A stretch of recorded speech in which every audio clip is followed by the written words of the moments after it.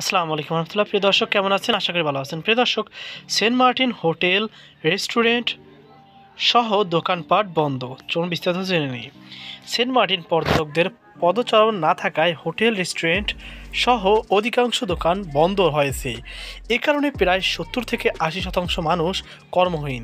সরকারি নানা বিধিনিষেধ দ্বীপে পর্যটকে আসা যাওয়া এখন বন্ধ। সেন্ট মার্টিন শুটকি ব্যবসায়ী আবুল কালাম বলেন, দাঁড় দেনা করে দোকানে বিভিন্ন জাতের শুটকি তুলেছি। আজও দ্বীপে কোনো পর্যটকের দেখা মেলেনি।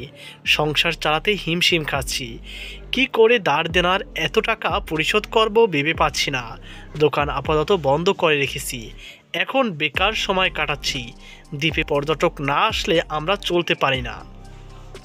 আমরা যারা মাছের ব্যবসা করি সব মাছ পর্যটকদের বিক্রি করি। স্থানীয়দের কাছে শুটকি মাছের চাহিদা কম।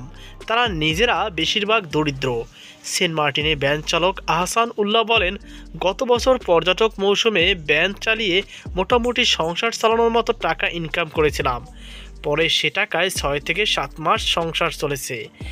এখন তো কোনো পর্যটক দ্বীপে নাই, তাই কর্মহীন হয়ে পড়েছি।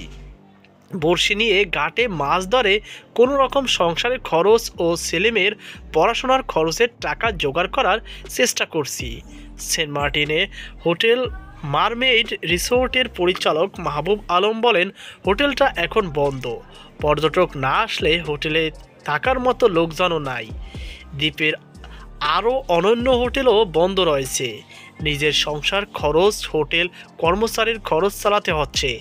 খরচ পোষাতে অনেকে টাকা ঋণ নিয়েছে। দ্বীপের অনেক যুবক এখন কর্মহীন সময় পার করছেন। বর্তমানে খুব কষ্টে আছি আমরা।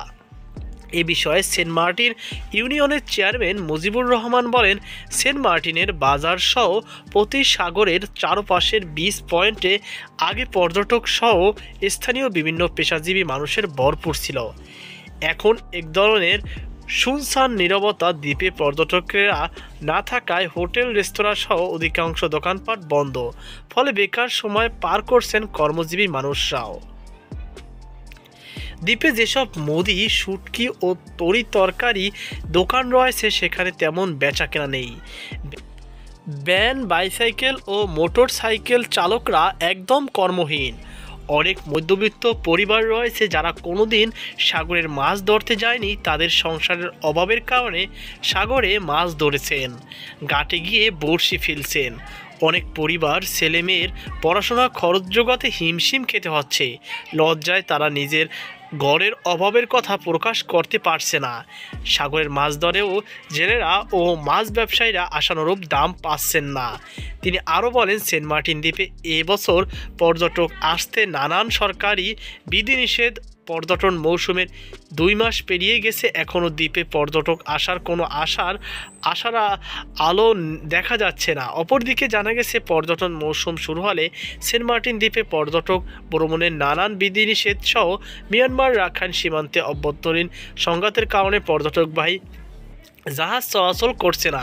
আবার ইনানি জেটিঘাট দিয়ে পর্যটকবাহী জাহাজ চলাচলের কথা থাকলেও সম্প্রতি ঘূর্ণিঝড় দানার প্রভাবে সেটির কিছুটা অংশ ভেঙে পড়ায় তাতেও জটিলতা সৃষ্টি হয়েছে। আবার নতুন করে কক্সবাজার নুনিয়াছড়ি জেটিঘাট দিয়ে পর্যটকবাহী জাহাজ কেয়ারি সিন্দাবাদ নামে একটি জাহাজ যাওয়ার কথা রয়েছে।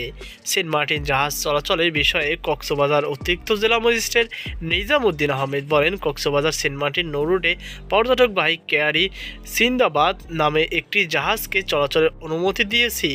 কক্সবাজার জেলা প্রশাসন দ্বীপে কখন জাহাজ যাবে সেটি চূড়ান্ত করবে মন্ত্রণালয়ের গঠিত কমিটি। এ কমিটি আগামীকাল বৈঠক রয়েছে, সেখানেই সিদ্ধান্ত হবে কখন কোন ঘাট দিয়ে জাহাজ চলাচল করবে। তো প্রিয় দর্শক, এই ছিল আমাদের সর্বশেষ আপডেট। সকল বার্তা আজকে পর্যন্ত। আল্লাহ হাফেজ।